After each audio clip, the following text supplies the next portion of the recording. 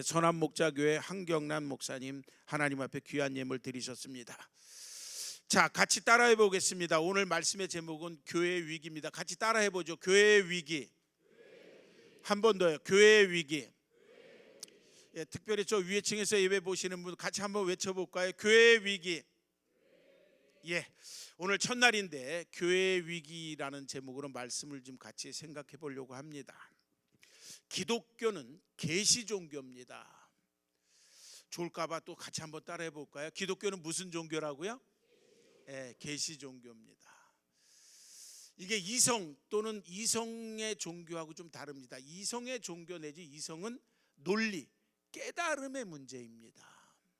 자, 이해가 되는 이런 차원을 이야기를 하는 겁니다. 그런데 계시는 깨닫는 게 아닙니다. 예를 들면 1 더하기 1은 2입니다. 이건 이성입니다. 술 취한 사람이 이야기를 해도 맞는 이야기입니까? 틀리는 이야기입니까? 1 더하기 1은 2입니다.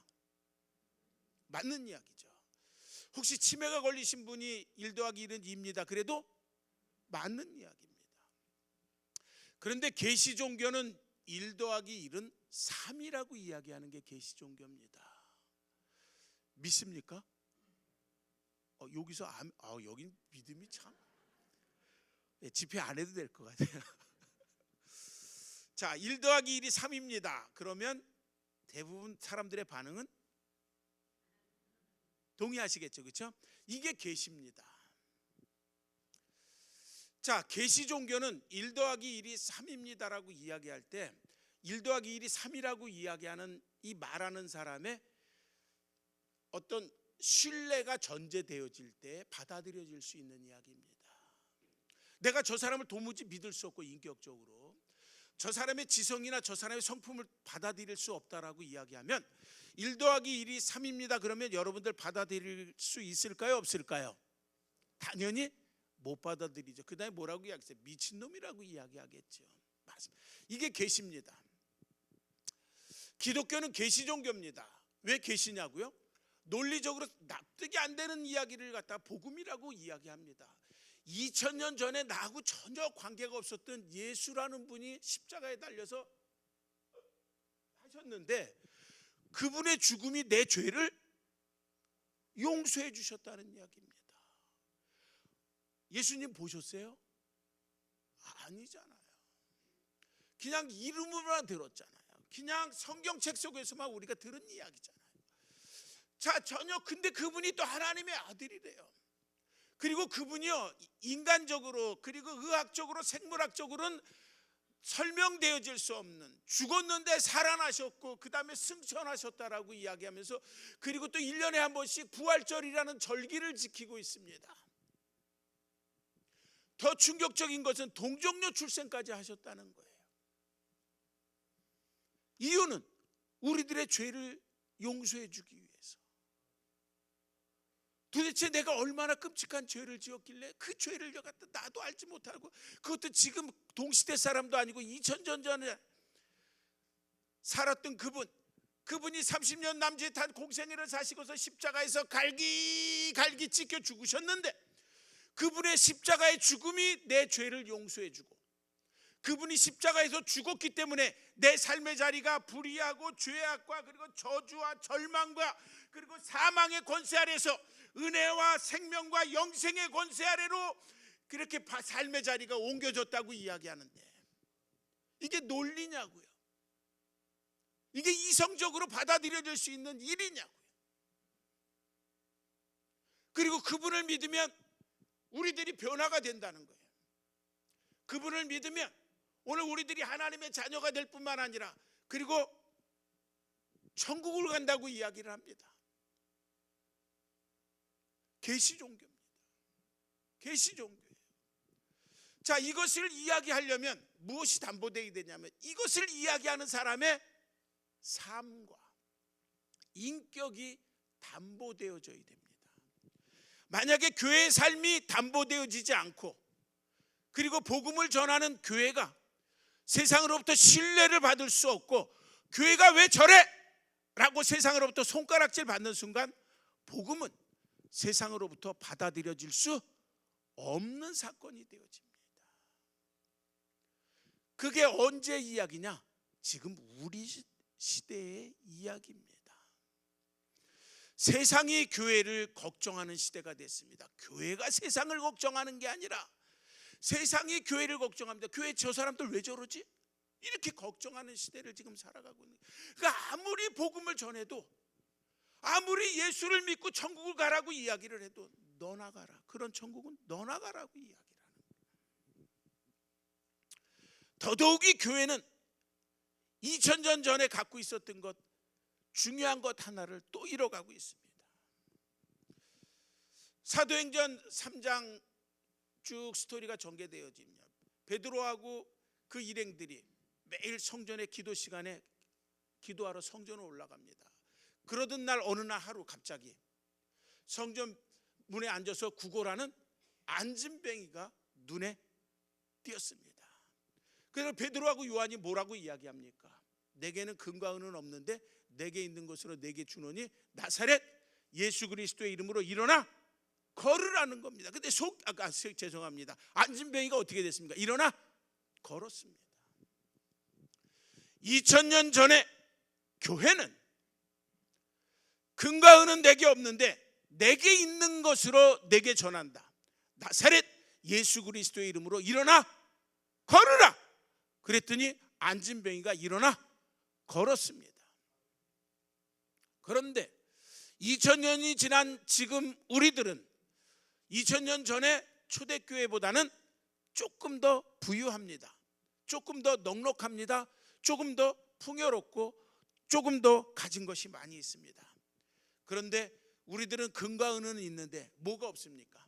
나사렛 예수 그리스도의 이름으로 일어나 걸으라고는 말하지 못한다는 이야기입니다. 안진뱅이를 일으킬 수 없는 교회가 되어버렸습니다. 금과 은은 그때보다 넉넉한데 지금 우리들은 나사렛 예수 그리스도의 이름으로 일어나 걸으라는 선포도 못하고 능력도 없고 표적도 없는 거예요. 이 안진뱅이는 두 가지를 의미할 겁니다. 하나는 그냥 진짜 안진뱅이입니다. 그리고 또 하나는 이 안진뱅이는 어떠면 사회적 안진뱅이일 수도 있습니다. 버림받은 사람, 상처받은 사람, 왕따당하는 사람, 처철하게 외면당하는 사람, 절망하는 사람, 꿈을 다 잃어버린 사람, 폭삭 망한 사람, 이런 사람을 향해서 교회가 그들을 일으켜 세우고 꿈꾸게 해주고 새롭게 출발해주고 그리고 하나님 나라를 바라보면서 하나님 때문에 꿈을 꾸면서 꿈틀꿈틀 나가게 할 수 있는 그와 같은 힘을 우리는 더 이상 갖고 있지 않다라는 겁니다. 기독교는 계시 종교인데 삶도 잃어버렸고 능력도 잃어버렸더라면 지금 아마도 천상에 계시는 주님께서 제일 한탄하고 계실 것 같습니다. 오늘 교회의 위기라는 것, 이것을 가지고 오늘 주님의 마음을 생각하면서 가지고 함께 말씀을 나누면서 은혜를 나누도록 그렇게 하겠습니다.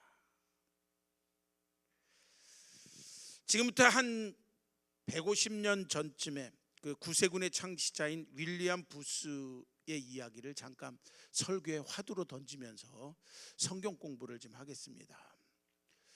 윌리엄 부스는 구세군의 창시자입니다. 그랬더니 여러분들이 속으로 그럴 거예요. 왜 구세군 무슨 종치려고 그러나?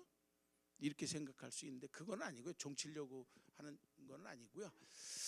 구세군은 감리교에서 시작한 겁니다. 감리교에서 시작을 했고요.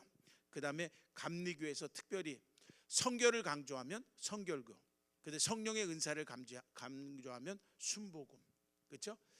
뭐 이제 이런 식으로 했고 웨슬리 신학을 하는 그 교파가 굉장히 큽니다. 구세군, 감리교, 성결교 뭐 이렇게 여러 가지로 등장한 나사렛 교단까지 해서 이게 전부 다 웨슬리 신학을 하는, 크게 보면 그냥 감리교 신학을 하는 그런 식구들입니다. 그래서 구세군의 창시자 윌리엄 부스라는 사람이 이런 이야기를 합니다.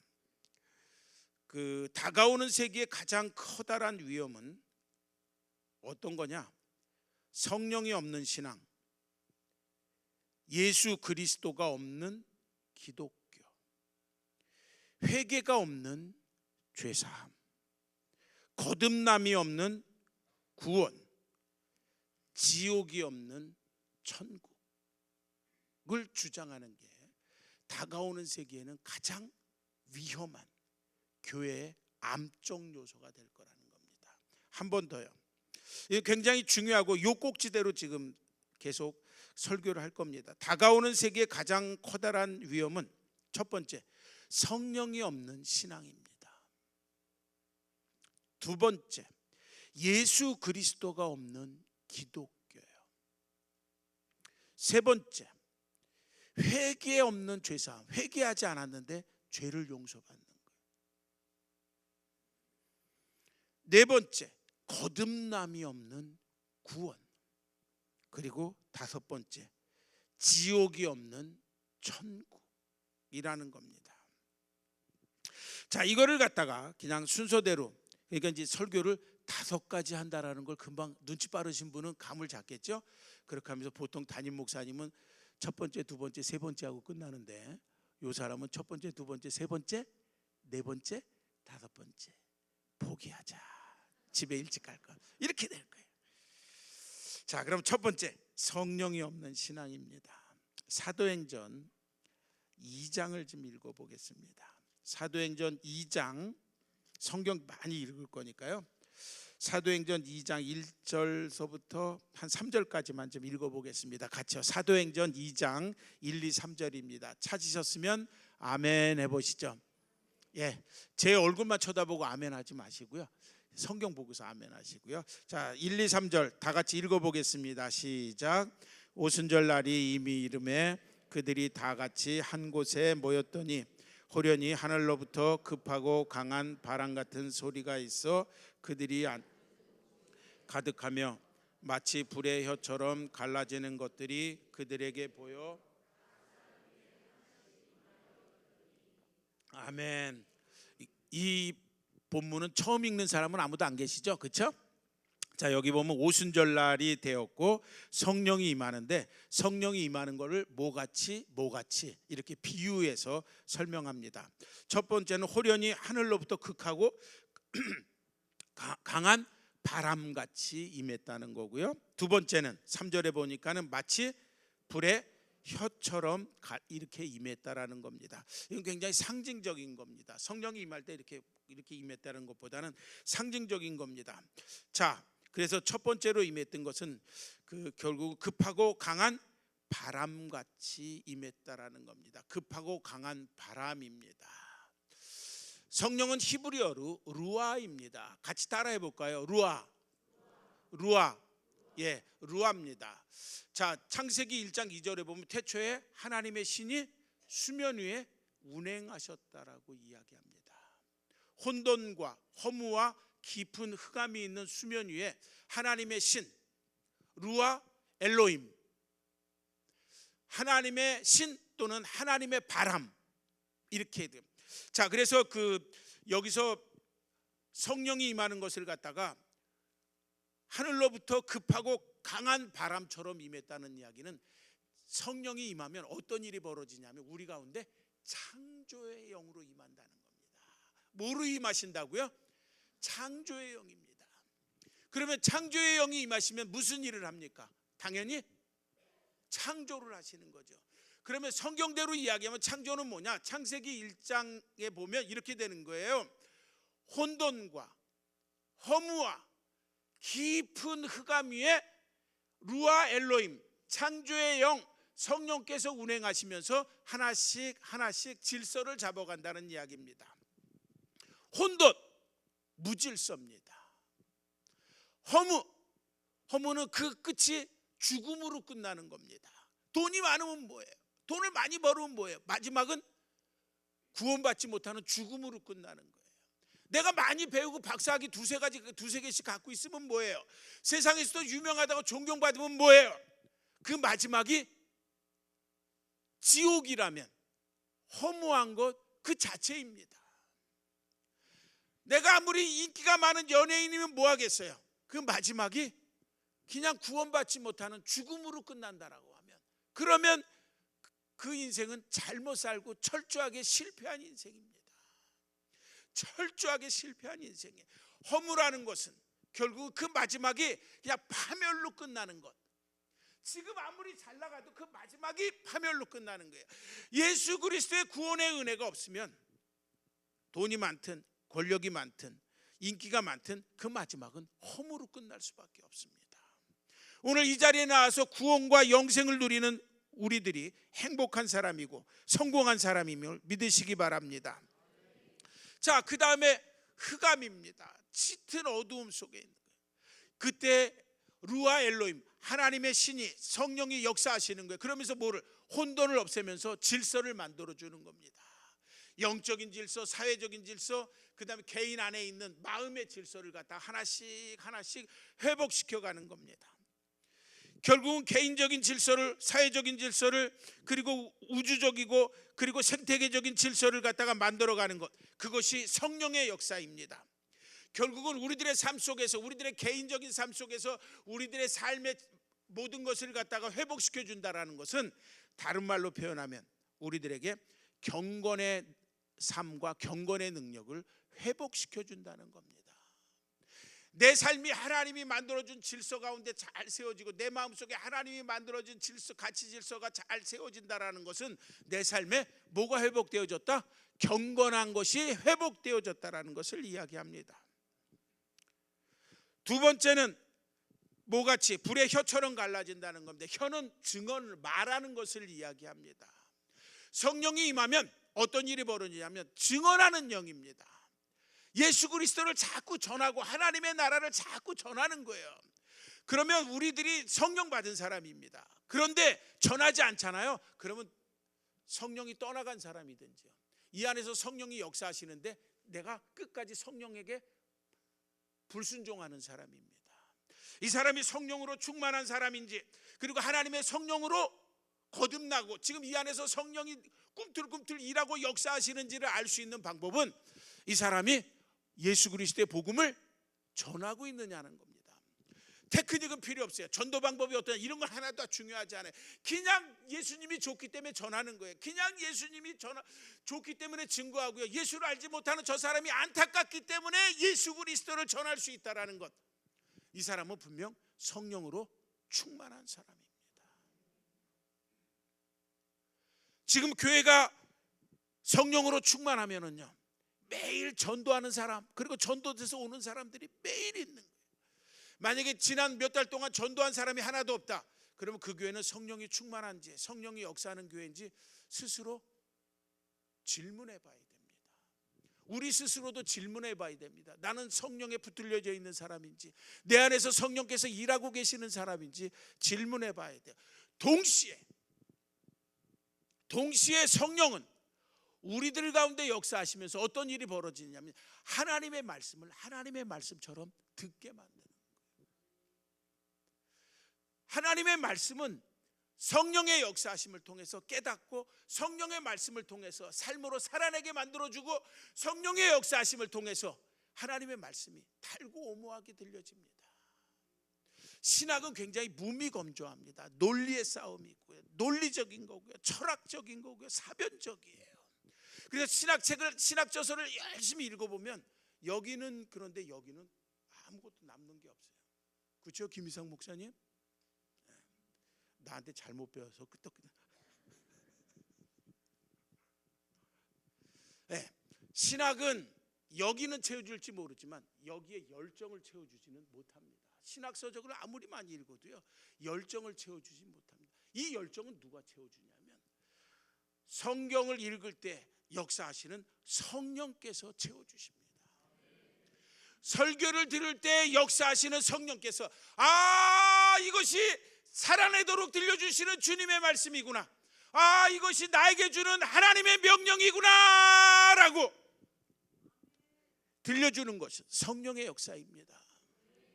제가 매주 목요일 온라인으로 약 40명 가까이 되는 목사님들하고 함께 요한복음을 성경 공부하고 있습니다.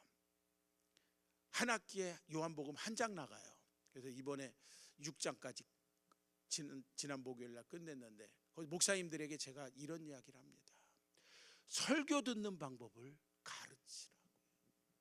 제발 설교 듣는 방법을 가르치라는 겁니다. 이유는 여러분들 자기가 출석하는 교회에서 은혜 받지 못하면 가장 불행한 사람입니다. 동의하십니까? 네.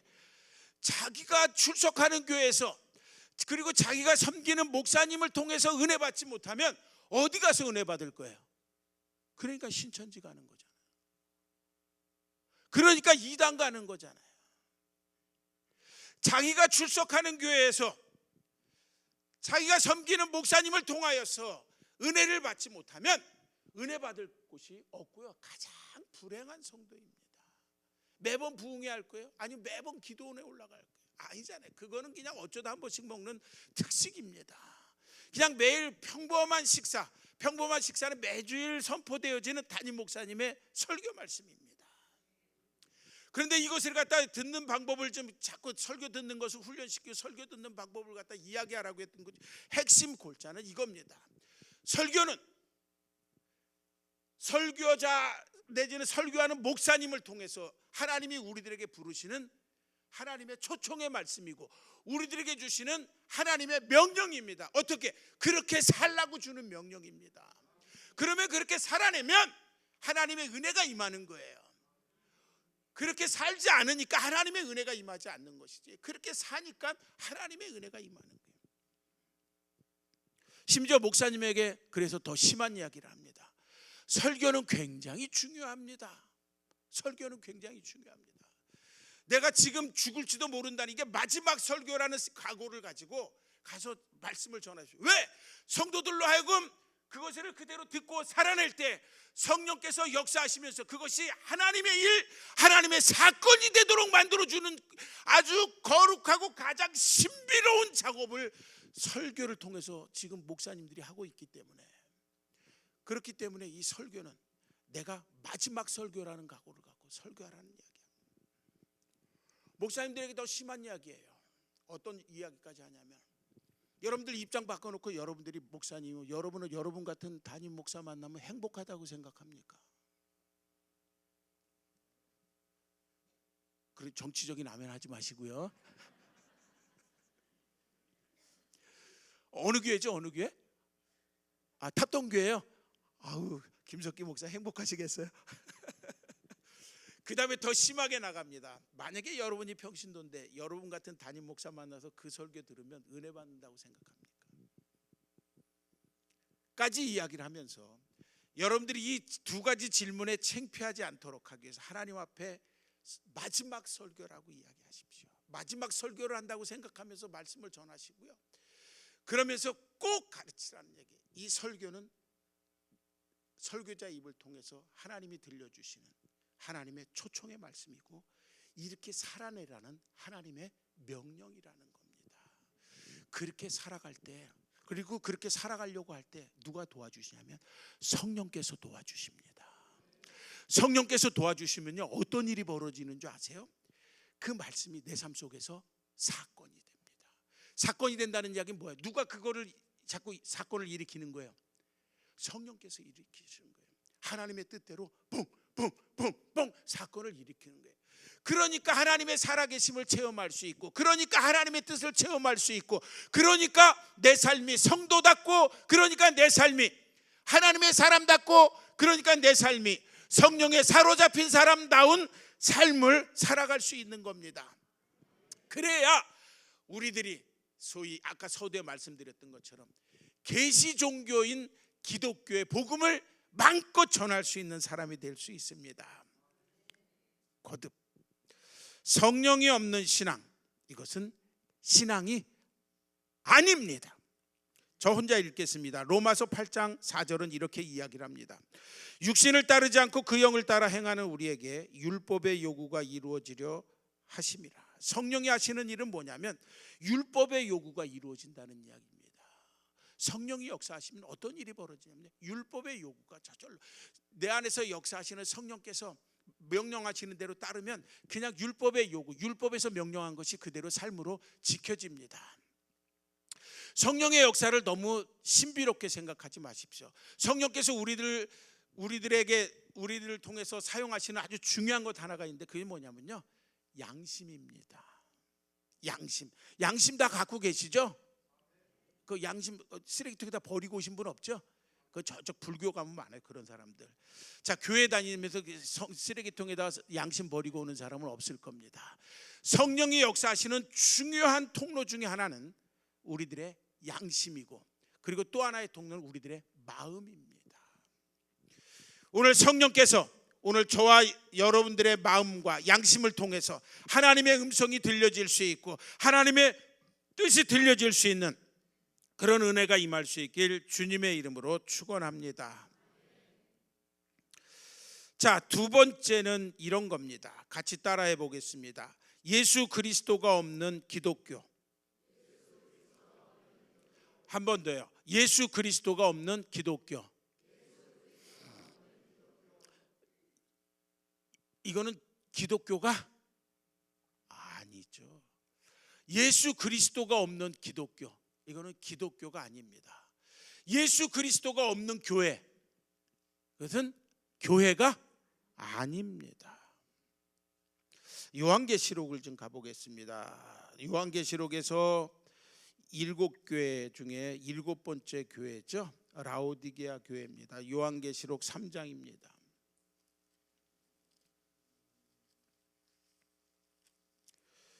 요한계시록 3장 14절에서부터 22절까지입니다. 한 절씩 교독해 보겠습니다.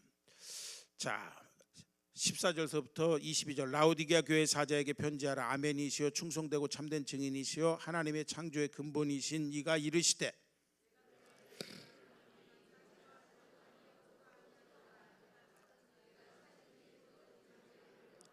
내가 이같이 미지근하여 뜨겁지도 아니하고 차지도 아니하니 내 입에서 너를 토하여 버리리라.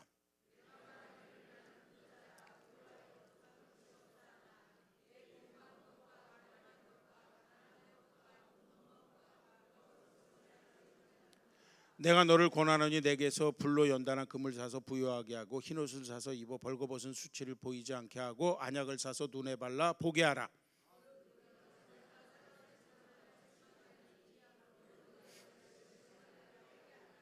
볼지어다 내가 문 밖에 서서 두드리노니 누구든지 내 음성을 듣고 문을 열면 내가 그에게로 들어가 그와 더불어 먹고 그는 나와 더불어 먹으리라.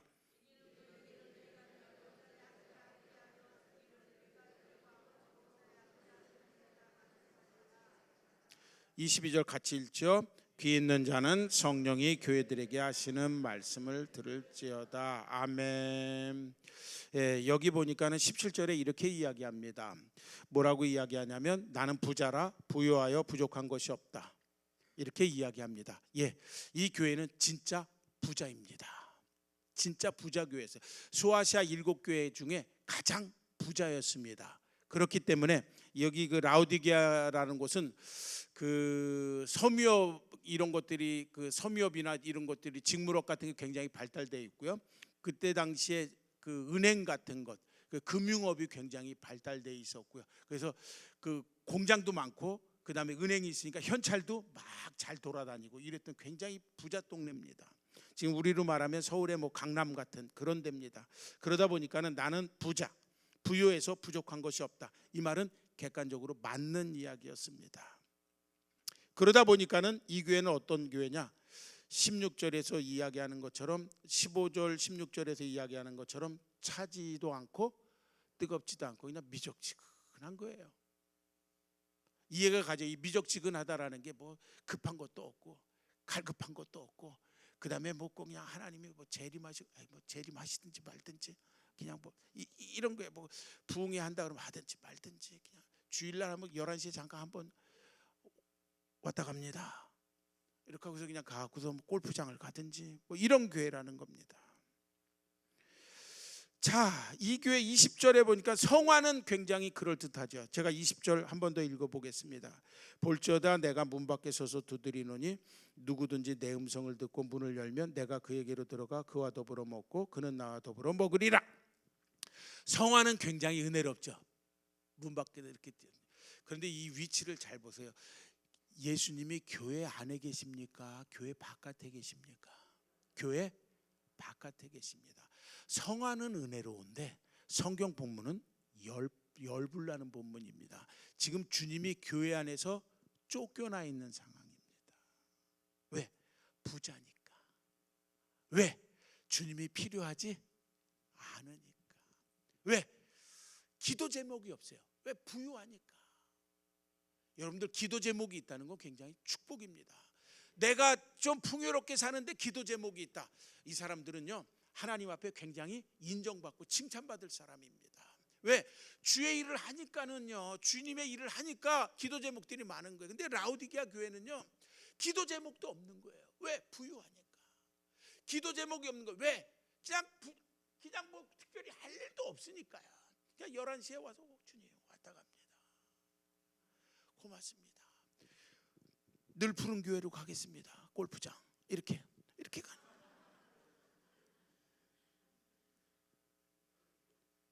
골프장은 그냥 단풍도 안 드나 봐. 그렇죠? 그렇게 가는 거예요. 자, 이게 라오디게아 교회고요. 라오디게아 교회는 주님이 교회 안에 더 이상 계시지 않는 교회입니다. 교회 밖으로 쫓겨나신 예수 그리스도. 교회 안에 예수님이 더 이상 주님으로 자리 잡지 못한 교회를 일컬어서 라오디게아 교회라고 이야기합니다.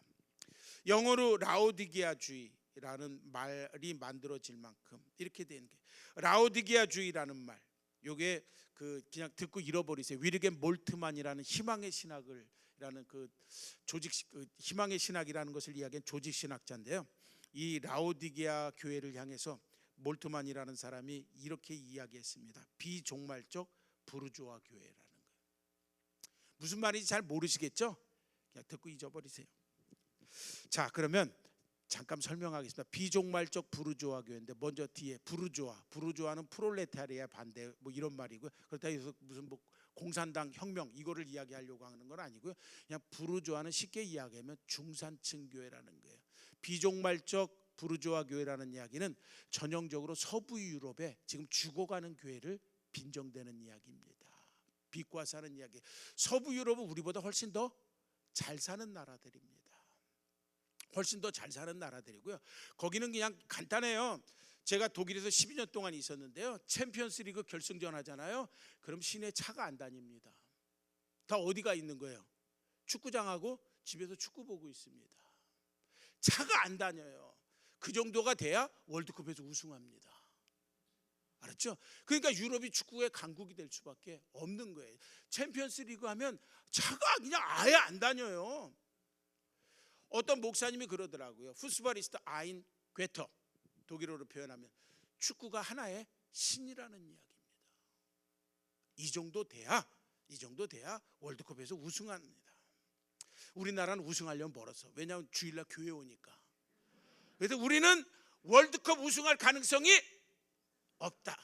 크게 이야기해요. 월드컵 우승할 가능성이 없다. 그렇죠? 축구협회장한테 맞을 소리지만 아무튼 그렇게. 자, 여기서 부르주아라는 이야기는요, 이렇게 좀 풍요롭다라는 거예요. 굉장히 풍요로운 사회인 거예요.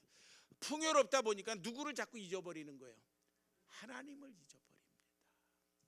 더더욱이 비종말적이라는 이야기는 겁니다. 종말적이라는 말을 갖다가 너무 이렇게 어렵게 생각하지 마시고요. 이렇게 하는 게 하나님에 의해서 만들어지는 새로운 내일, 하나님이 주시는 미래, 이것을 일컬어서 그냥 종말적이라고 이야기하면 되는 거예요. 그럼 비종말적이라는 이야기는 뭐를 이야기하냐면 하나님 때문에 생기는 꿈이 있다 없다? 없는 거예요. 하나님 때문에 꾸는 꿈이 없는 교회. 하나님 때문에 꿈이 생겨야 되고요. 예수 그리스도 때문에 꿈이 생겨야 되고요. 성령이 역사하시기 때문에 꿈이 생겨야 되는데 그런 꿈이 없는 거예요. 제가 그냥 할 일 없어서 인터넷 서핑하다가 충격적인 거 하나 들었어요. 읽은 게 있었어요. 초등학생이요, 장래 그 희망이 뭐냐를 물어보는 그 사이트에서 질문이었는데 그 초등학생의 대답이 뭐냐면 장래 희망이 기초생활수급자가 되는 거예요.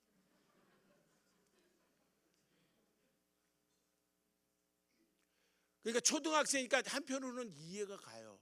왜 이해가 가냐면 분명히 엄마 아버지가 아무 일도 안 하는데 동사무소에서 쌀도 주고 그리고 가끔 또 돈도 주고 그 가끔 와가지고 뭐 테레비 받아가라 그러고, 서울은 보니까 TV도 주더라고요.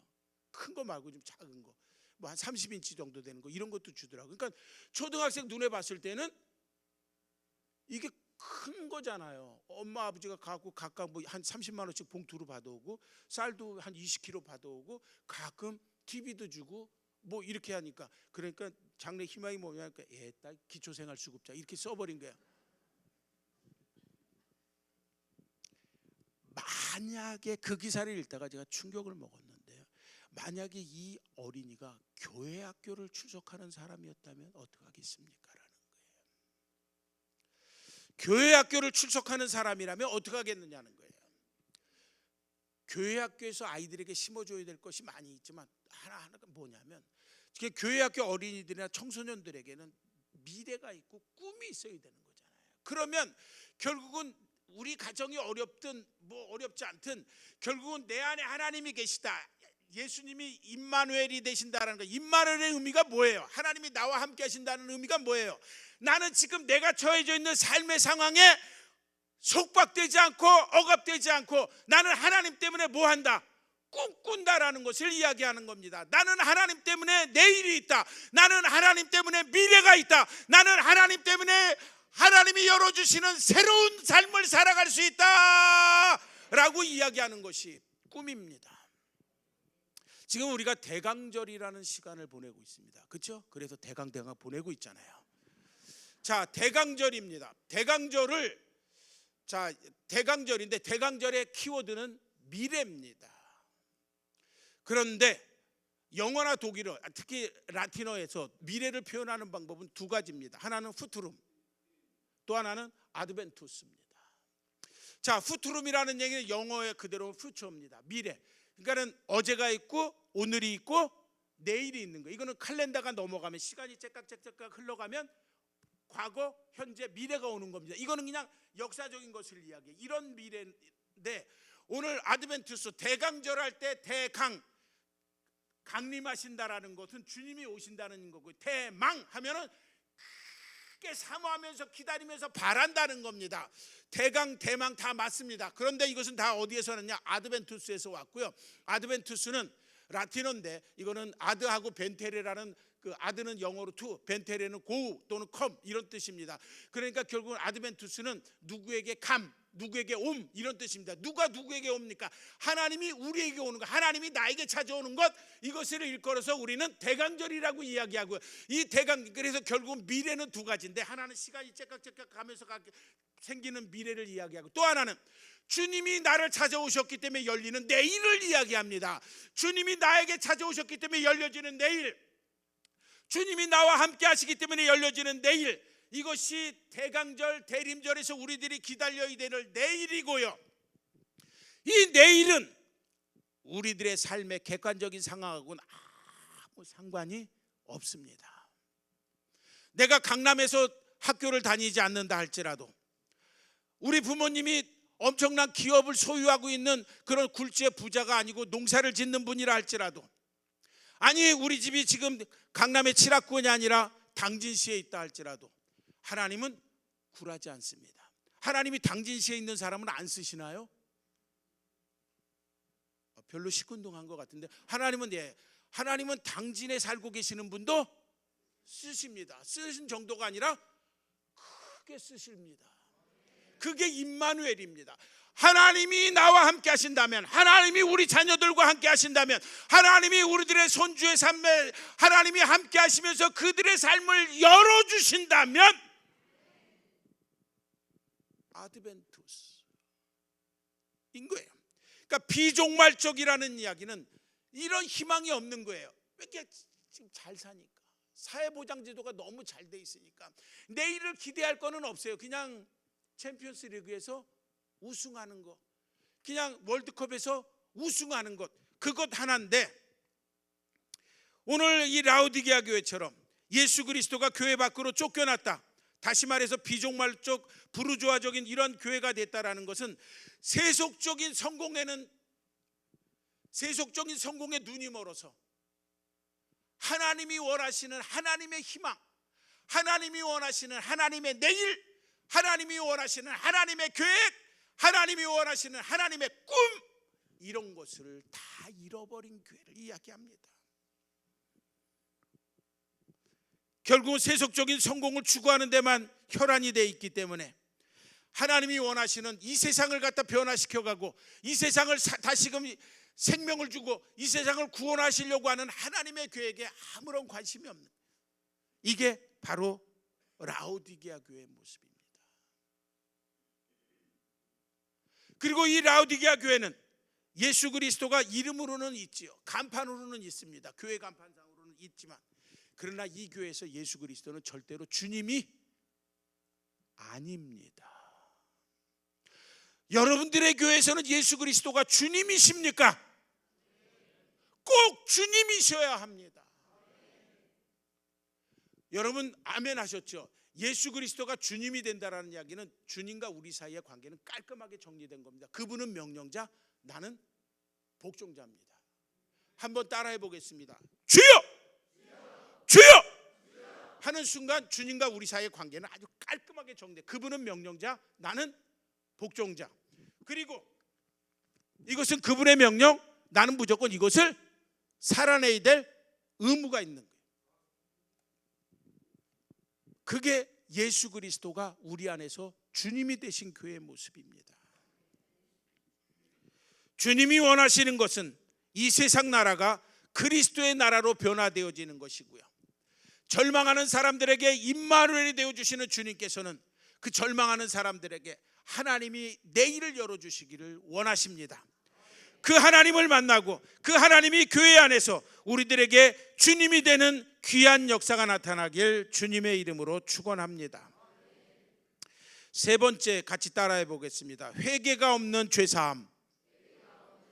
한 번 더요. 회개가 없는 죄사함. 네. 지금 이게 어쩌면 우리들의 모습일 수도 있습니다.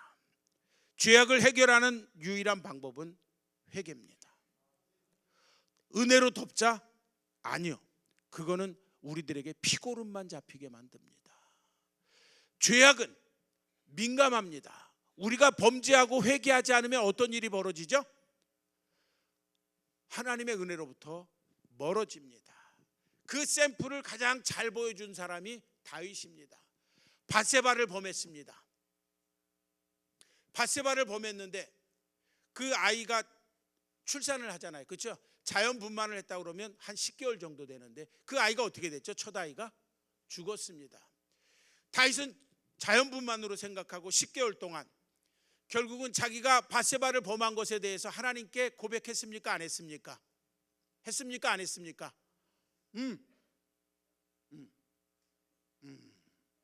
안 한 거지. 10개월 동안. 그러면 다윗은 10개월 동안 교회를 한 번도 출석하지 않았나요? 새벽기도 한 번도 안 했나요? 금요기도 하루 한 번도 안 했나요? 아니죠. 그런데 뭐만은 밧세바 것만은 이런 겁니다. 결국은 하나님이 기다리다가 어떻게 했습니까? 나단이라는 선지자를 보내고 그의 죄악을 대낮에 그냥 확 까발려 버렸던 거죠. 그런데 여기서 다윗의 위대함이 나타나는 거죠.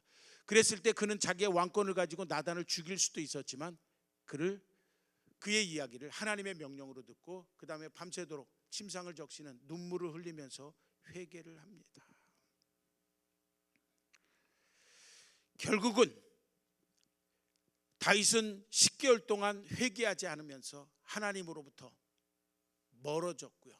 그리고 결국 밧세바 사건 이후에 다윗의 삶은 빠른 속도로 무너져 내립니다. 압살롬이 반란을 일으키고요, 쫓겨나가고 이러면서 그가 노년으로 점점 시들어가는 그런 모습을 봅니다. 회개, 이거는 은혜 받는 첩경이고요. 그리고 회개, 이거는 새로운 출발을 하는 첩경이고요.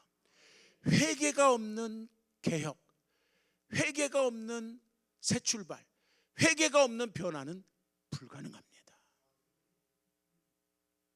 종교개혁자 마틴 루터는 종교개혁을 시작한 사람이 아니고요, 온전한 회개를 외쳐댔던 사람입니다. 1517년 10월 31일 날 비텐베르크 성당에 95개조의 반박문을 걸어놨죠. 그렇죠? 95개조의 반박문의 내용은 다 뭡니까? 성경적 회개를 이야기했던 겁니다. 성경적 회개. 이 이야기를 조금 더 전개하겠습니다. 결국은 왜 그것이 10월 31일 날 밤에 비텐베르크 성당에다가 이렇게 막 그 95개조의 반박문을 내걸게 됐느냐? 이거는 루터의 다급함이었습니다. 왜 그러냐면 11월 1일 그 다음 날서부터 그 비텐베르크 지역에 당대 유명한 부흥사가 와서 부흥회를 하기로 되었어요. 그런데 그 부흥사의 이름이 요한 테첼입니다. 요한 테첼이요. 그때 당시에 최고의 부흥사는 어떤 사람이 최고의 부흥사냐면 면죄부 판매 1등이 최고의 부흥사입니다. 누가 최고의 부흥사라고요? 면죄부를 가장 많이 파는 사람. 여러분들에게 질문을 할게요. 면죄부를 그때 당시에 그럼 사람들이 사는 걸 좋아했을까요? 싫어했을까요? 다시 한번요. 좋아했을까요? 싫어했을까요? 좋아했죠. 눈치도 빠르시고. 예. 자, 그다음 두 번째 질문입니다. 왜 좋아했을까요? 예?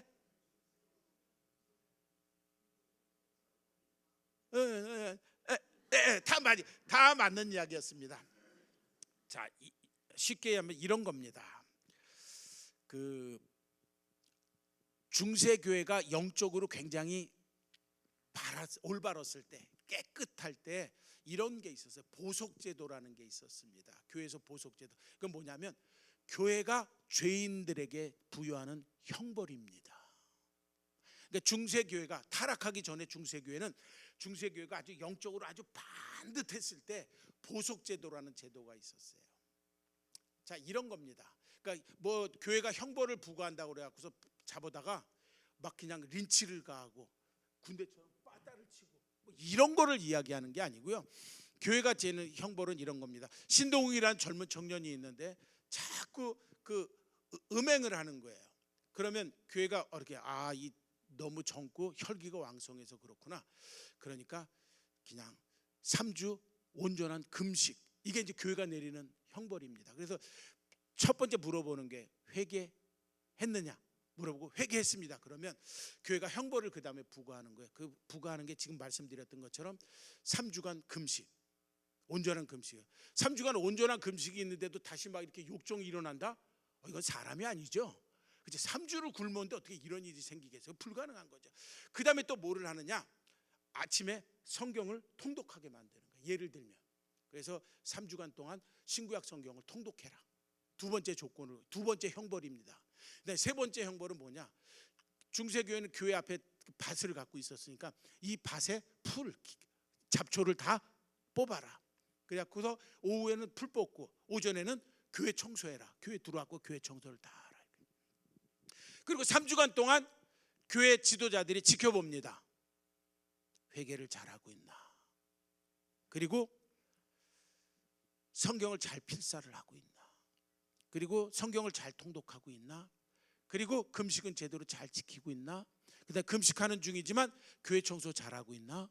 그리고 오후에 나가갖고선 밭에 있는 잡초도 잘 뽑고 있나? 이렇게 보고 3주 뒤에 평가를 합니다. 이 사람이 하나님 앞에 회개도 했고 성경 필사와 통독도 잘 끝냈고 그리고 교회 청소도 오후에 와서 오전에 잘했고 오후에 풀도 잘 뽑고 그래서 이 사람을 주일날 예배 마치고 목사님이 선언을 해줍니다. 우리가 3주 동안 지켜보았는데 이 사람이 회개를 잘 끝냈고 삶이 다시금 깨끗해졌음을 우리들은 3주 동안 지켜보았습니다. 고로 이 사람의 회개를 교회가 받아들입시다. 그리고 이 사람을 다시 형제로 인정해 줍시다. 이렇게 놓은 거예요. 이게 보속제도입니다. 언제 이런 일은 중세교회가 타락하기 전에. 결국은 이거는 성경대로입니다. 왜냐하면 결국은 그 세례 요한의 설교 중에도 그런 내용이 나오잖아요. 회개 설교 중에도 회개에 합당한 뭐를 맺으라고요? 예, 회개에 합당한 열매를 맺으라. 이게 지금 회개에 합당한 열매를 확인하는 작업을 하고 있었습니다. 결국은 회개는 회개에 합당한 열매를 맺을 때까지, 다시 말해서 회개는 입술로만 하나님 잘못했습니다, 이게 회개가 아니라 내가 내 삶의 경건함이 다시금 회복되는 것까지 이르는 게 회개입니다. 이런 회개가 이루어지지 않으니까 우리는 자꾸 어떤 일을 하는 거예요? 똑같은 짓을 자꾸 반복하는 거예요. 성공회에서 이런 이야기를 한 적이 있습니다. 하도 신부들이 실수를 하니까, 고해성사를 듣고 실수를 하니까 그냥 성경 프로그램을 하나 컴퓨터로 만들자 이렇게 해놓은 거예요. 근데 실행은 하지 않았어요. 만들자 하고 끝난 거예요. 그럼 여기서부터는 제가 꾸며내는 이야기입니다. 졸고 계시는 것 같아서. 자, 그러면 내가 지금 고해성사 하러 가요. 그럼 신부님이 계시는 게 아니라 누가 있는 거예요? 거기요? 컴퓨터가 있습니다. 그럼 이런 거죠. 다음 중 당신은 무슨 죄를 저질렀습니까? 1번 갯돈 떠먹었음, 2번 남편에게 안 볼 때 욕했음, 3번 남편을 저주했음, 4번 남편이 어저께 하도 속썩여서 침 뱉어서 국을 줬음. 이렇게 나오는 거예요. 왜냐, 우리들의 영원한 적은 남편이니까 이렇게 되는 거예요. 이렇게. 자, 그 중에서 이제 4번을 놓은 거예요. 어저께 남편이 속썩여서 침 뱉어서 국을 줬음. 딱 이렇게 거기다 딱 치고, 그래서 엔터키를 한번 땅 치는 거예요. 그러면 당신은 그것을 잘못했다고 죄악이라고 인정합니까? 예, 아니요. 그럼 뭐에다 갖다 놔야 돼요? 회개하러 온 거니까 예, 딱 예. 그럼 당신은 그러면 진심으로 회개합니까? 예. 그러면 그 밑에 그 다음에 다시 엔터키를 딱 치면 당신은 2024년 12월 8일부로 당신이 남편에게 침 뱉었던 그 죄가 용서되었습니다. 그 다음에 출력을 원하십니까? 왜냐하면 이게 필요하지. 출력 갖고 가야 될 거 아니에요. 출력을 원하십니까? 그러면 집어넣고 가고. 근데 그 다음 주에 또 남편이 속썩이면 이번에 또 가고 똑같은 거 하고. 근데 이번에는 지난번에 침 뱉었으니까 이번에 침은 아니고 저주를 퍼본 걸로 이렇게 해갖고 웃자고 한 이야기지만 어쩌면 이것이 오늘 우리들의 회개하는 모습이 아닐까요? 라는 겁니다. 회개는 회개에 합당한 열매, 그리고 경건한 삶이 회복되어지는 것에 대한 담보가 없이 회개는 회개로서 받아들여질 수 없습니다. 그런 두려움을 히브리서 6장이 이야기합니다. 히브리서로 가보겠습니다.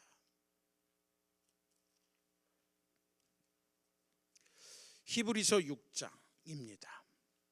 4절서부터 6절까지만 좀 읽어보겠습니다. 깊은 주석 없이 히브리서 6장 4절서부터 6절 찾으셨으면 아멘 해보시죠. 같이 읽어보겠습니다. 시작. 한번 빚을 받고 하늘의 은사를 맛보고도 성령에 참여한 바가 되고 하나님의 선한 말씀과 타락한 자들은 다시리 새롭게 하여 회개할 수 없나. 이는 그들이 하나님의 아들. 예, 아멘. 실은 6절 타락한 자들이 다시 새롭게 되기 위해서 회개할 수 없다라는 이 표현 때문에 종교개혁자 마틴 루터는 히브리서를 부족한 복음서로 이렇게 지푸라기 서신으로 평가했습니다. 그런데 500년이 지난 2024년 12월 8일 신동욱 목사는 이 6절 때문에 오늘 교회를 다시 회복시킬 수 있는 구절이라 너무 중요하다고 생각합니다. 타락한 자들이 다시 새롭게 하여 회개할 수 없다라는 이 표현 속에서 히브리서를 누가 썼는지는 정확하지 않습니다. 신학적으로 그냥 히브리서 저자라고 이야기하겠습니다. 히브리서 저자는 이런 두려움을 갖고 있었습니다. 어떤 두려움이냐? 내가 회개했는데 만약에 그 회개를 하나님께서 회개로 받아들여 주지 않으신다면, 조직신학적으로 교리적으로는 회개하면 하나님은 받아들여집니다. 알았죠? 이거 여러분들이 졸고 들으면 신동욱 목사가 이단이라고 가서 다르게 이야기할 수 있어요. 아니요, 지금 그런 이야기하는 게 아니에요. 교리적으로 조직신학적으로는 우리는 회개하면 하나님은 용서해 주는 거예요. 하나님 회개합니다. 회개 용서 이렇게 하나님 회개합니다. 또 용서. 하나님 회개합니다. 그래 자꾸 용서. 이거는 교리입니다. 이거는 조직 신학이에요. 그런데 하나님과 우리 사이, 다시 말해서 인격과 인격, 살아있는 인격과 인격이 상대할 때에는 회개에는 진실함이 담겨져 있어야 하고요. 그리고 회개가 합당한 열매가 맺혀질 때야 비로소 회개는 회개로서 인정되어지고 회개로서 받아들여질 수 있다는 사실입니다. 여러분 착각하지 마십시오. 거듭 제가 지금 교리를 이야기하는 게 아니라 살아계신 하나님과 지금 살아있는 우리 사이에 인격과 인격이 만나면서 서로 은혜를 베풀어주고 은혜를 받고 하나님의 뜻을 공급받고 하나님의 뜻을 살아내는 인격과 인격이 서로 함께 살아가는 방식으로서 회개를 이야기하고 있습니다. 이때 회개는 오늘 회개하는 자의 진정성이 담보되어야 회개받는 분, 그리고 회개를 선언하면서 용서해 주실 분이 받아들여질 수, 그것을 인정해 주고 받아들여 주실 거라는 이야기입니다. 거듭 히브리서 6장 4절서부터 6절까지 루터는 다시 하나님은 무조건 교리적으로 회복해 주게, 회개하면 용서해 주게 돼 있는데 이게 잘못됐다라고 이야기해 지푸라기 서신이라고 평가했던 이 구절이지만 500년 뒤에 신동욱 목사는 바로 이 구절 하나 때문에 우리가 하나님 앞에 전심으로 그리고 올바로 돌아갈 수 있고 진정으로 하나님과의 관계를 회복시킬 수 있으며, 그리고 하나님과의 관계가 회복될 때에만 비로소 오늘 우리는 새로워질 수 있고 개혁될 수 있고 변화될 수 있습니다. 진정한 회개가 없는 개혁, 진정한 회개가 없는 변화, 진정한 회개가 없는 하나님과의 동행, 이것은 전혀 불가능합니다. 바라기는 이 저녁에 다시 한번 우리들의 자신을 되돌아보면서 하나님 앞에 전심으로 돌아가는 그와 같은 은혜가 임하는 밤이 될 수 있길 주님의 이름으로 축원합니다. 가벼운 회개, 경건한 삶이 다시금 회복되지 않는 회개, 이것은 회개가 아닙니다. 그런 회개가 오늘 교회를 피멍들게 만들었고 우리들에게 복음을 쓰레기로 만들어 놓았어요. 바라기는 이 저녁에 그와 같은 회개가 일어날 수 있길 거듭 주님의 이름으로 축원합니다. 자, 그다음에 네 번째입니다. 같이 따라해 보겠습니다. 거듭남이 없는 구원. 한 번 더요. 거듭남이 없는 구원. 우리의 내적인 삶에 변화가 없다라는 겁니다. 그리스도인이 되었는데 내적인 삶에 변화가 없는 거예요. 여러분들은 언제 그리스도인이 되었습니까? 11조 낼 때서부터요? 언제부터 그리스도인이 되었냐고요? 거듭남이라는 관점에서 우리가 이야기한다면 내가 그리스도인이 되었다는 것은요, 내 안에서 그리스도가 일하기 시작할 때서부터 그리스도인이 된 겁니다. 그 전에는 미안하지만 나는 그냥 교인이에요. 그 전에는 그냥 나는 교회를 출석하는 사람이에요. 거듭남이라는 관점에서 우리들이 생각하고 하나님이 거듭남이라는 것을 갖다가 하나님의 백성과 하나님의 백성이 아닌 사람, 하나님의 사람과 하나님의 사람이 아닌 것으로 구분한다라고 생각한다면 오늘 나를 통해서 주께서 일하기 시작할 때에야 비로소 나는 그리스도인이 되었습니다. 여러분들은 언제서부터 그리스도인이 되었습니까? 요한복음 3장 니고데모와의 이야기입니다. 조금만 읽겠습니다. 요한복음 3장 5절서부터 6절까지만 좀 읽을까요? 너 길게 읽지 않고요. 요한복음 3장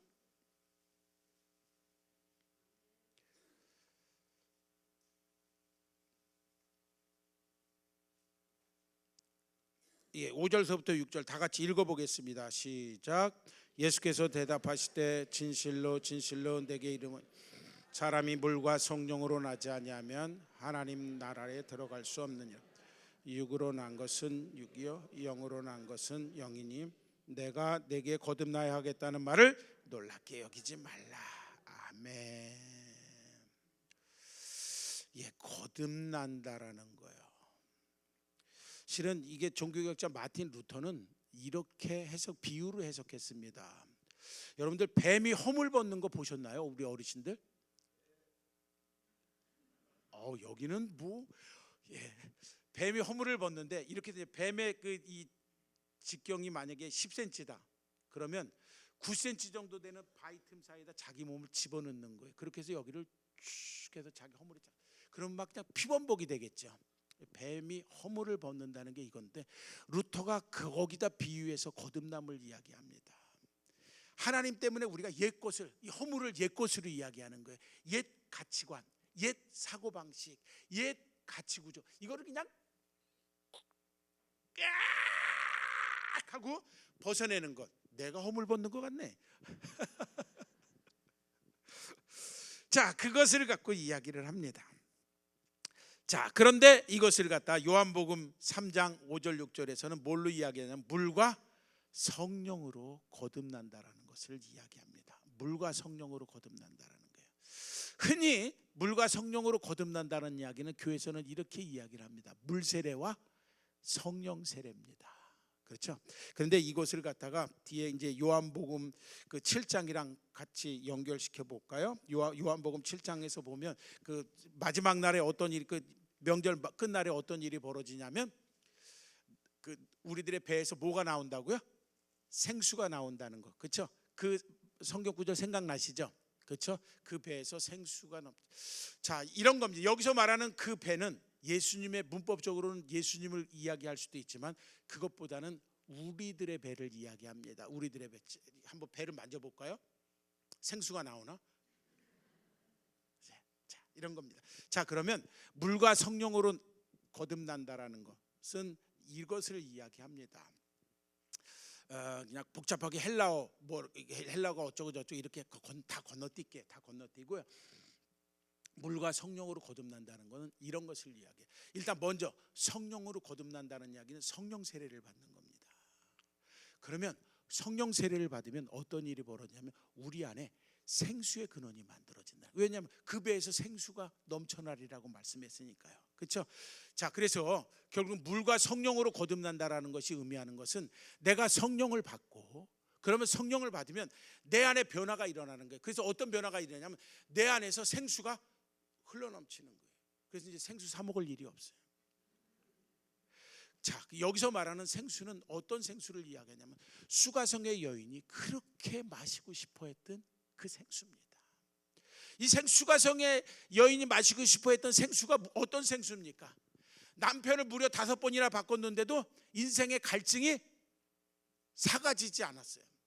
자, 그래서 결국은 수가성의 여인이 마시고 싶었던 생수는 뭐냐면 남편을 5이나 바꿔봤지만 자기의 인생이 후련하지 못했는데 그 후련하지 못했던 인생을 뭐 해주고 아주 후련하게 해줄 수 있는, 자기의 삶을 완전히 후련하게 만들어줄 수 있는 그와 같은 생수, 내 인생을 갖다가 새롭게 바꿔줄 수 있는 그와 같은 생수, 내 인생에 새로운 꿈과 비전을 줄 수 있는 그런 생수, 나에게 지금 새로운 가치 구조를 심어줄 수 있는 그런 생수, 그런 생수를 마시기를 사모했던 것이 바로 요한복음 4장에서 나오는 수가성의 여인의 바람이었습니다. 그 여인이 결국은 물과 성령으로 거듭난다라는 것이 의미하는 것은 내 안에서 하나님의 성령께서 역사하셨더니 내 안에서 그런 생수가 콜콜콜콜 넘쳐나서 내가 더 이상 인생에서 갈증을 느끼지 않는 거예요. 내가 더 이상 인생에서 갈급함을 느끼지 않는 거예요. 왜? 내 안에서 하나님의 성령께서 내 인생을 후련하게 해주고 내 인생의 삶의 의미를 회복시켜 주고 내 인생에서 가치를 새롭게 회복시켜 주시고 내 인생에서 새롭게 사고방식을 회복시켜 주시고, 그러다 보니까 어떤 일이 벌어지느냐, 결국 내가 지금 이전에 가졌던 그와 같은 답답함, 이런 것들을 다 없애버릴 수 있다는 겁니다. 물과 성령으로 거듭나는 것, 이와 같은 거듭남이라는 것은 결국은 1차적으로는 내 사고구조와 내 가치구조가 바뀌어졌더니 2차적으로 그것이 내 삶으로 연결돼서 삶이 바뀌어지는 것, 이것이 루터가 이야기했던 것처럼 뱀이 허물을 벗는 거고요. 그리고 이것이 요한복음 3장에서 이야기하는 물과 성령으로 거듭나는 겁니다. 거듭. 언제부터 우리들이 그리스도인이 되었습니까? 라는 것은 내가 거듭났을 때서부터 그리스도인이 된 거고요. 이 거듭남이 주옥 속에 있다면 오늘 우리는 다시 한번 이 저녁에 하나님 다시 한번 저를 새롭게 담금질시켜 주십시오. 뱀이 주기적으로 거듭나는 것처럼, 뱀이 주기적으로 허물을 벗는 것처럼, 주여! 저의 옛 습관, 저도 모르게 파고들었던 세속적인 가치 구조, 세상적인 삶의 방식, 이런 것들을 다시 한번 허물 벗듯이 벗겨내기를 원합니다. 이 저녁에 도와주십시오. 이 저녁에 도와주십시오. 그래서 히브리서 4장 12절은 이렇게 이야기합니다. 하나님의 말씀은 살아있고 운동력이 있어 좌우의 날이서는 어떠한 것보다 예리하여서 우리의 심령과 골수를 쪼개고도 남음이 있다라는 겁니다. 하나님의 말씀은 살아있고 운동력이 있어서, 그래서 우리의 심령과 골수라는 얘기는 가치 구조와 사고 구조를 확 다 뜯어 고칠 수 있다는 게, 무엇이? 살아서 꿈틀거리고 역사하시는 하나님의 말씀이, 오늘 하나님의 말씀은 성령의 역사 속에서 오늘 우리들의 삶을, 우리들의 생각을, 우리들의 가치 구조를 다 뜯어 고칠 수 있는데, 이 저녁에 하나님의 말씀이 저와 여러분들의 내면을 이와 같이 뜯어 고쳐주는 귀한 역사가 임할 수 있길 주님의 이름으로 축원합니다. 그리고 다섯 번째로 지옥이 없는 천국입니다. 천국과 지옥은 분명히 있습니다. 신학을 하면 두 가지를 잘 말을 안 해요. 정확하게는 세 가지를 말하지 않습니다. 하나는 성령의 역사를 이야기하지 않습니다. 왜 이야기하지 않냐면 신학은 논리입니다. 성령을 대입하는 순간 논리가 다 깨져버려요. 논리가 필요 없어요. 그러니까 신학하는 사람들이 성령 이야기하지 않습니다. 왜냐하면 성령 이야기하면 내 직장이 없어지잖아요. 왜 이게 논리가, 이게 논문을 쓰면 성령이 들어가면 안 돼요. 확 논리 비약이 돼버려도 성령이 임하면 그냥 논리 비약이 다 돼버리니까. 그 다음에 이제 또 하나 이야기하지 않는 게 뭐냐면 죄를 이야기하지 않습니다. 죄를 잘 이야기하지 않아요. 그러다 보니까 동성애가 죄인지 복음인지 구분도 못하는 거예요. 동성애는 죄입니다. 성경이 죄라고 이야기하면 죄이지 그게 왜 죄가 아니에요? 창조의 섭리를 거슬러 가는 건데 죄지요. 동성애는 죄악입니다. 죄악입니다. 인간이 타락할 대로 극도로 타락한 거고요. 동성애에서 마지막 단계가 있어요. 그 다음에 타락하는 게, 로마서를 보면 알겠지만 로마서엔 동성애도 나오고요. 그 다음에 또 뭐가 나옵니까? 수간이요. 짐승하고 성관계 갖는 게 인간이 가는 마지막입니다. 아마도 동성애를 이야기하고 나면 그 다음에는 짐승하고의 성관계로 갈 겁니다. 그러면 인간은 갈 때까지 다 간 겁니다. 그것도 복음입니까? 인간이 거기까지 타락하고 난 다음에 그것도 복음이라고 이야기할 거냐고요. 아마도 동성애를 복음이라고 이야기하고 죄가 아니라고 이야기하는 사람은 반려견인데 뭐, 반려짐승인데 뭐, 이렇게 나올 수도 있을 것 같아요. 거기까지 가면 인간은 갈 때까지 다 간 겁니다. 더 이상 구제 불능입니다. 그래서 죄는 죄입니다. 그리고 세 번째, 신학에서 절대로 이야기하지 않는 게 만인 구원론 이야기하면서요, 지옥을 이야기하지 않습니다. 지옥이 없는 천국, 저는 안 갑니다. 그러면 지옥이 없는 천국은 의미가 있을까요? 없죠. 자, 불합격이 없는 입학시험, 그렇죠. 웃기잖아요. 여러분들이 곧바로 반응을 보여요. 불합격이 없는 입학시험, 이건 입학시험이 아닌 거죠. 물론 출석은 해야 돼요. 학교는 와야 됩니다. 안 오면 큰일 나는 거죠. 그렇죠? 그건 불합격입니다. 근데 입학시험인데 불합격이 없는 입학시험, 이것은 입학시험이 아닙니다. 사도 바울은 로마서 14장 10절에서 분명히 이렇게 이야기합니다. 내가 어찌하여 내 형제를 비판하느냐, 어찌하여 내 형제를 업신여기느냐. 우리는 반드시 다 하나님의 심판대 앞에 설 것이라는 이야기입니다. 로마서 2장 16절을 좀 찾아서 읽어보겠습니다. 로마서 2장 16절입니다.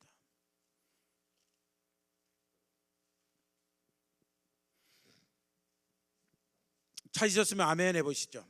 다 같이 읽겠습니다. 시작. 곧 나의 복음에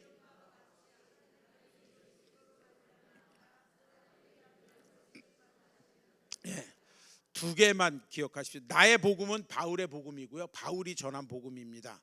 바울이 전한 복음의 핵심 내용 중에 하나가 뭐냐면 예수 그리스도는 사람들의 은밀한 것을 뭐한다? 심판한다는 겁니다. 실은 신동욱의 입장에서는 로마서 2장 16절이 로마서 신학의 출발점, 안자츠 푼크트 출발점입니다. 자, 그러면 이런 겁니다. 로마서는 어떤 내용을 다루고 있느냐? 죄인인 우리가 하나님의 심판대 앞에서 어떻게 하면 의롭다함을 얻을 수 있을까를 논증하는 책이 로마서 16장의 내용입니다. 자, 그래서 로마서 2장 16절은 신동욱 목사가 이야기하는 로마서 신학의 안자츠 푼크트 출발점인 거예요. 자, 그런데 로마서의 출발점 내지는 바울이 자기가 전하는 복음의 출발점이 뭐냐? 죄인인 우리가 하나님의 심판대 앞에서 어떻게 하면 의롭다함을 얻을 수 있을까라는 겁니다. 다시 말해서 하나님의 심판이 복음의 출발입니다. 심판이 없는 구원은 의미가 없고요, 하나님은 반드시 우리를 심판하시는 분이고요, 우리는 마지막에 어디를 통과해야 되냐? 하나님의 심판대를 무조건 통과하게 되어 있다는 사실입니다. 만약에 우리들이 하나님의 심판대를 통과해야 되는 운명이라면, 그리고 그 길이 피할 수 없는 길이라면 여러분들 어떻게 사시겠습니까? 만약에 우리들의 자녀들도 하나님의 심판대를 피해갈 수 없다라고 한다면 지금 여러분들의 자녀들, 여러분들의 손자들 그냥 그렇게 방치해 두시겠습니까? 라는 겁니다.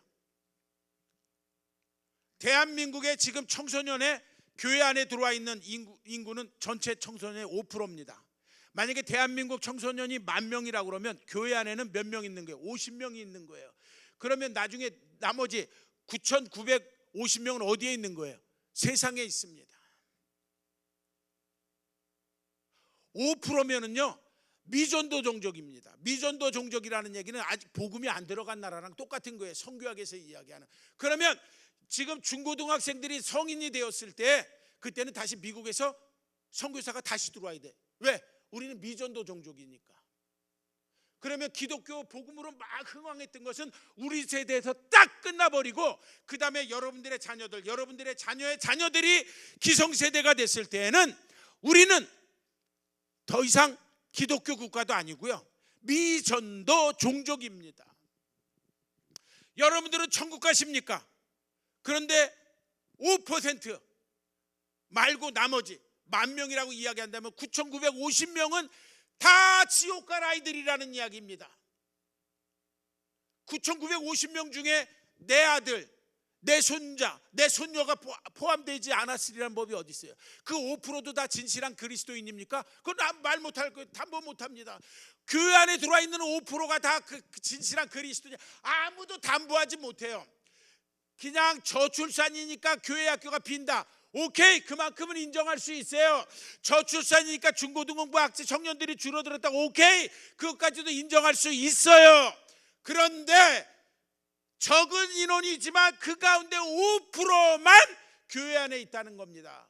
그 5%도 진실한 그리스도인인지는 아무도 담보할 수 없고요. 여러분들만 천국 가서, 아니 우리만 천국 가서 좋겠어요.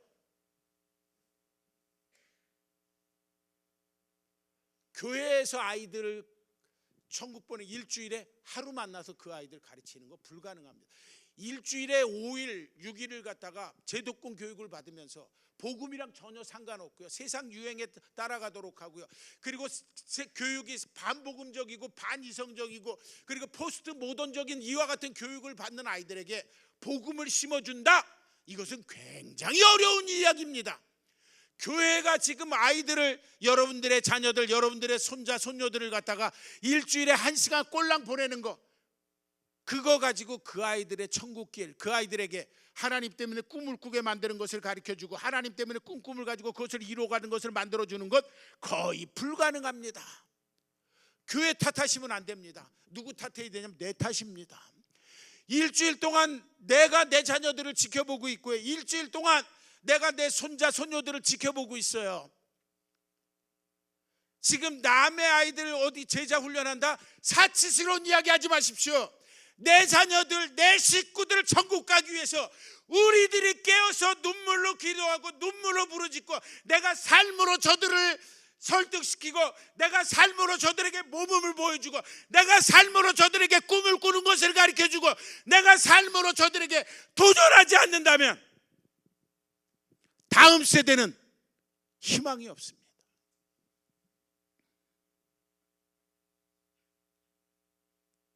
분명히 지옥은 있습니다. 그렇기 때문에 미국에서 200여 년 전에 선교사들이 목숨 걸고 이곳에서 복음을 전했고요. 그리고 그 일을 오늘 우리는 멀리 갈 필요 없어요. 사치스러운 생각하지 마십시오. 내 식구들로부터, 내 자녀들로부터 복음을 전하는 그런 일에 집중해야 될 것 같아요.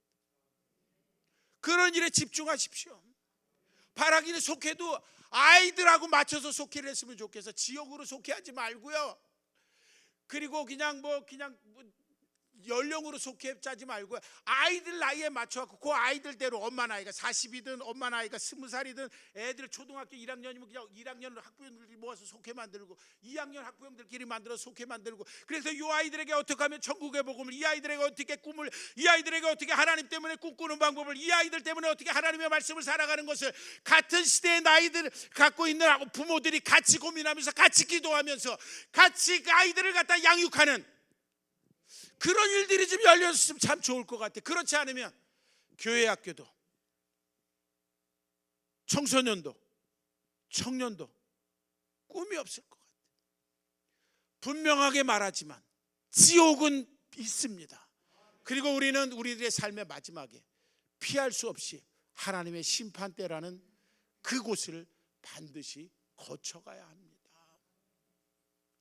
복음의 출발은 사도 바울이 로마서 2장 16절 신동욱 목사가 이해하는 것처럼, 복음의 출발은 죄인인 우리가 어떻게 하면 하나님의 심판대 앞에서 구원받을 수 있을까가 복음의 안자짚은 끝 출발점입니다. 심판 없는 복음의 선포, 이건 가짜예요.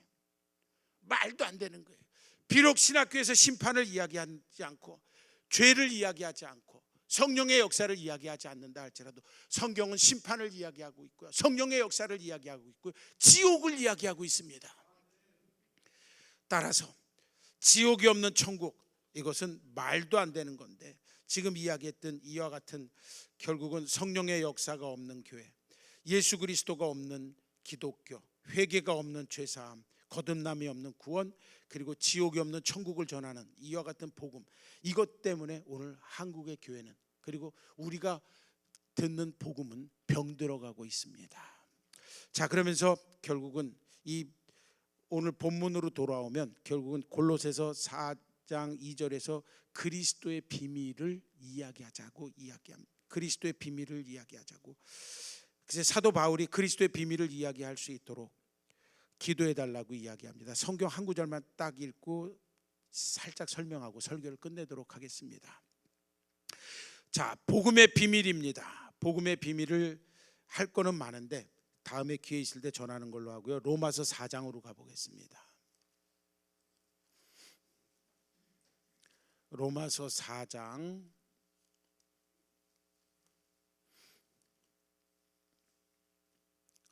17절서부터 좀 길게 읽을 거예요.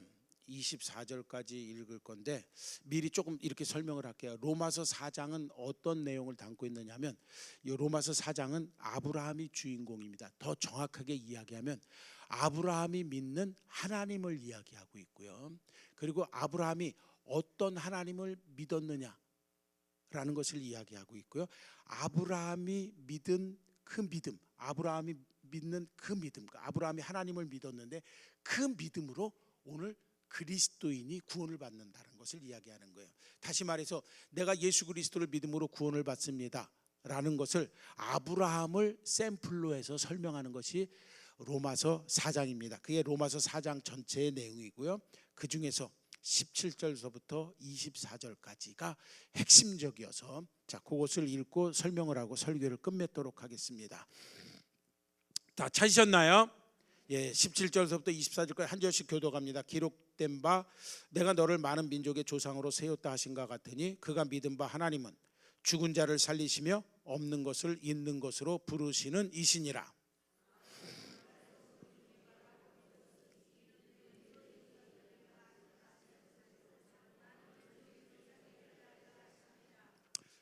그가 백세나 되어 자기 몸이 죽은 것 같고 사라의 태가 죽은 것 같음을 알고도 믿음이 약하여지지 아니하고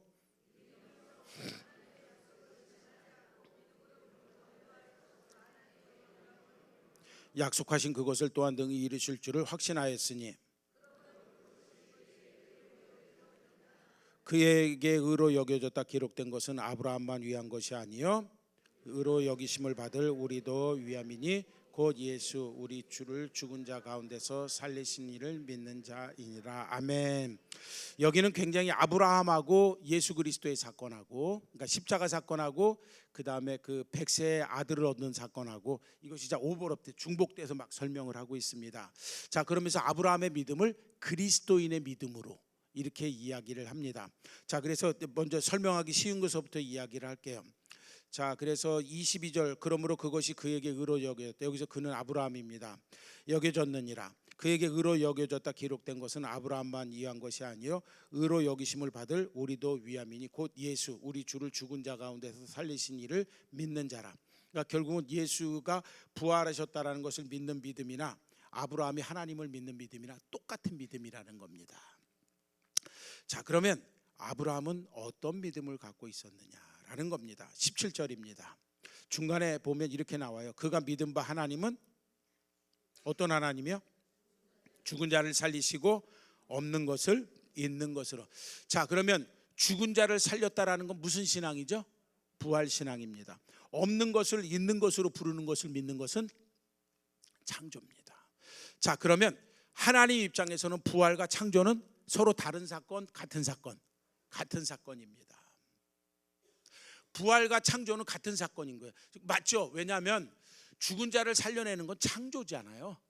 여러분들 아무리 능력 많은 부흥사라고 그래도 공동묘지가 갖고 김씨 나와 그러면 김씨가 나와요? 김씨가 나오는 게 아니고 누가 와요? 정신병원 앰뷸런스가 오죠. 김 목사 일로 할래? 싫고 가야 돼. 이렇게 되는 거예요. 이건 누구만 할 수 있는 명령이죠. 창조주야. 나사로야 나오라 라는 이야기는 창조적인 명령입니다. 이거는 인간이 할 수 있는 명령이 아닙니다. 아무리 40일 금식 기도하고 능력 많은 목사라 할지라도 김씨 나와 그러면 김씨가 나오는 게 아니고 정신병원 앰뷸런스가 온다라고 분명히 말씀드렸죠. 이거는 인간이 할 수 있는 명령이 아니라 창조주만이 내릴 수 있는 창조적 명령입니다. 자, 그렇기 때문에 하나님은 어떤 분이냐?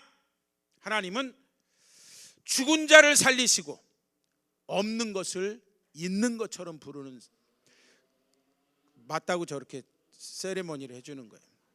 자, 그런데 이 사건을 뭘로 이야기를 하냐면 백세나 되어 자기 몸이 죽은 것 같고 사라의 태가 죽은 것 같음을 알고도, 이게 무슨 사건이에요? 사라가 임신하는 거죠. 사라가 임신을 할 때 생리 아니면 생리급 폐경입니다. 여러분들에게 여쭙겠습니다. 폐경 임신 가능? 불가능이죠. 가능 그러면 안 돼요. 이분도 정신병원 가야 돼요.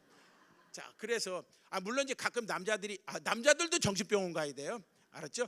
자, 생리가 분명히 끝났다라고 이야기합니다. 생리가 분명히 끝났다라고 이야기해요. 자, 그런데 하나님의 손길은 참 신기합니다.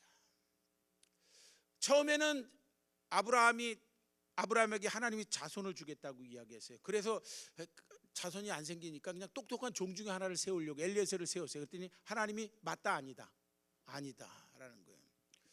그래서 하갈을 통해서 이스마엘을 얻었어요. 그랬더니 하나님이 맞다 아니다. 계속 하나님의 말씀은 네 씨에서 나올 거라는 이야기입니다. 근데 그 씨가 언제 나온 거예요? 폐경 때 나온 거예요. 이게 하나님이 하나님의 백성을 만들어가는 방법입니다. 하나님은 하나님의 백성을 어떤 방법으로 만들어 가시겠다? 폐경한 여인에게서 아이를 낳도록 해서 만들겠다는 이야기고요. 이거를 다른 말로 표현하면 하나님은 인간의 논리가 아니라 하나님의 창조적인 방법을 갖고 교회를 만들어가겠다, 하나님의 백성을 만들어가겠다는 이야기고요. 그리고 하나님의 창조적인 방법을 가지고 뭐를 만들게? 하나님의 백성, 교회를 만들겠다는 겁니다. 따라서 교회는 어떤 곳이어야 되느냐? 하나님의 창조적인 구원의 능력이 임하는 것이고요. 아까 얘기했던 거듭남이라는 게 하나님의 창조적인 구원의 능력의 결과물들입니다. 그러니까 교회는 어떤 것이냐?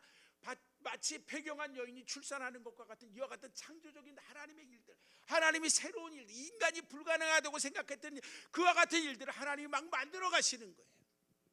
그게 교회입니다. 그래서 교회는 하나님의 창조의 공간이고요, 하나님이 새로운 일을 행하시는 공간입니다. 자, 그런데 여기서 지금 이런 게 다시 원점으로 돌아가면 이렇게 되는 거예요. 두 가지 사건이 오버랩되는 거예요. 예수 그리스도께서 십자가에서 죽으셨다가 사흘 만에 살아나시는 것도 뭐다? 그러면 부활이지만 그 부활은 뭐다? 창조라는 겁니다. 그러면 이야기를 싹 다 붙여버리겠습니다. 붙여서 보면 이런 이야기예요. 결국은 예수 그리스도께서 우리들의 대속의 제물로 십자가에서 갈기갈기 찢겨 죽으심을 당했다가 다시 3일 만에 살아나신 부활을 통해서 하나님은 무엇을 우리들에게 보여주셨느냐? 마치 폐경인 여인에게서 아이를 출산하는 것과 똑같이 하나님의 창조적인 구원의 능력을 보여주셨다는 겁니다. 결국은 복음의 비밀이란 뭐냐? 아주 간단한 겁니다. 복음의 비밀이란 십자가를 통해서 하나님께서 창조적인 구원의 능력을 2000년 전에 행하셨고, 그리고 내가 지금 믿고 있으니까 나의 삶 속에서도 그 일이 일어나고 있고, 그리고 교회가 그것을 믿고 있으니까 교회 속에서도 그 사건이 일어나고 있다는 겁니다. 이게 복음의 커다란 비밀입니다. 복음의 비밀이 뭐냐? 결국은 십자가를 통해서 보여주신 하나님의 창조적인 구원의 힘, 구원의 능력, 이것을 나는 믿고 있고, 그리고 믿는 내 삶을 통해서 하나님이 마치 폐경이었던 사라에게서 이삭을 출산하도록 만드셨던 것 같은 그와 같은 창조적인 일들이 일어날 것을 나도 신뢰하고 있고 그것을 경험하고 있다라는 것입니다. 자, 그러면 내가 결국은 하나님은 어떤 분이냐? 아주 간단합니다. 하나님은 2000년 전에 예수 그리스도를 대속의 제물로 십자가에서 갈기갈기 찢어 죽이신 다음에 그를 장사한 지 사흘 만에 살려내심으로써 무엇을 우리들에게 보여주셨느냐? 창조적인 구원의 능력을 보여주신 그분이라는 겁니다. 내가 그 하나님을 믿었더니 하나님께서 나를 통해서도 역시 창조적인 구원의 능력을 행하고 계신다는 겁니다. 이게 거듭남의 사인이고, 이게 거듭남의 출발이고요, 이게 회개의 출발이고, 이게 우리들에게 성령이 우리들 가운데 임하셨더니 내 배에서 생수의 강이 흘러넘치는 그와 같은 삶의 근본적인 에너지가 됩니다. 오늘 설교 길게 이것저것 성경 다 읽었습니다. 딱 2개만 기억하십시오. 딱 2개만. 뭐냐? 첫 번째 거는 회개. 회개 없는 죄사함, 회개 없는 개혁, 회개 없는 변화는 불가능하다. 전심으로 내가 경건한 삶을 회복하는 그와 같은 회개를 이 밤에 행할 수 있도록 주님 도와주십시오. 그거 하나 기억해 주시고요. 하나님께서는 예수 그리스도를 십자가에서 갈기갈기 찢어 죽이시면서, 그리고 그분을 부활시키면서 오늘 우리들에게 하나님의 창조적인 구원의 능력을 보여주셨습니다. 이게 복음의 비밀입니다. 그 비밀이 나와 내 가정과 그리고 내가 섬기는 교회 가운데 임하기를 원합니다. 오늘 그것을 위해서 우리가 함께 기도할 거예요. 찬송가 270장 우리 찬양단 좀 도와주시고요. 아마 기도를 제가 감동 오면 굉장히 이제 길게 끌어갈 거예요. 뒤에 순서가 있는데 오늘 죄송합니다. 순서가 있음에도 불구하고 그냥 길게 하고 그 다음에 나중에 뒤 순서 좀 진행해 주시고요. 한 15분 20분 정도 여러분들 2가지만 기도하겠습니다. 변찮는 주님의 사랑과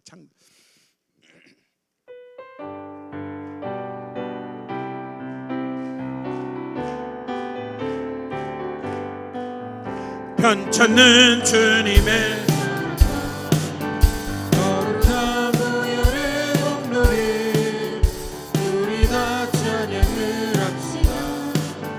주님을 만나볼 때까지 예수는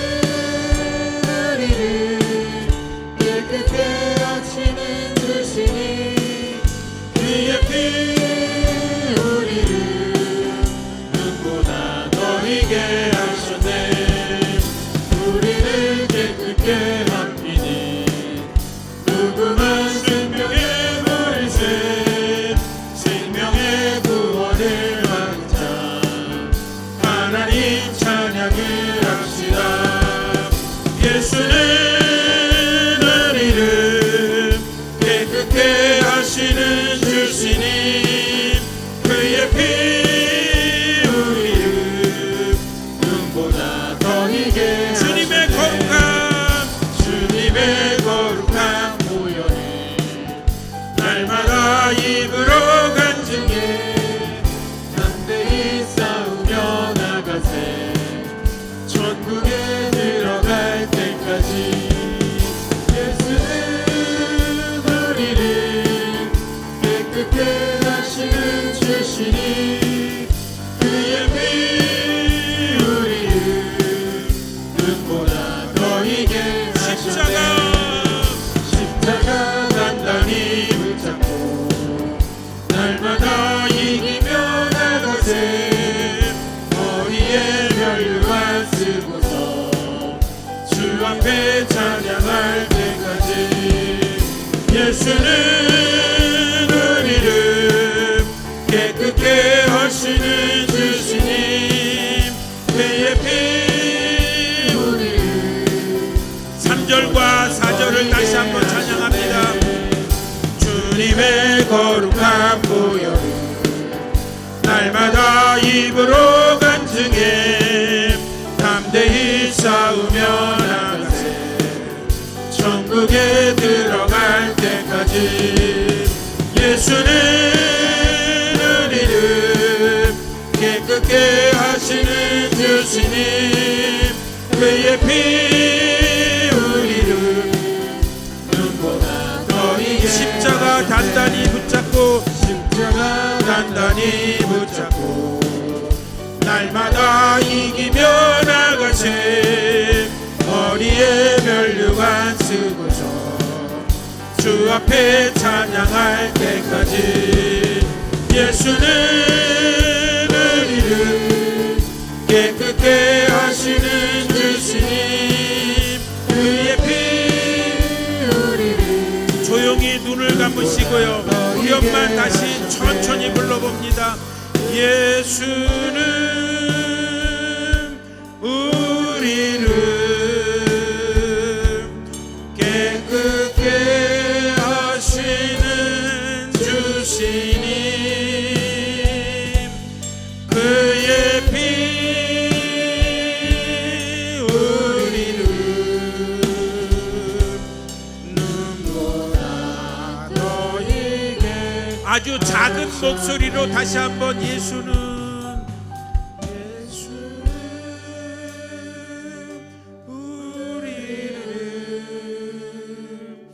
깨끗게 하시는 주시니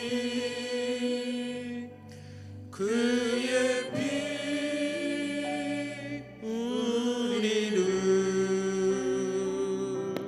눈보다 반주는 계속해 주시고요. 조용히 눈을 감으시고 오늘 통성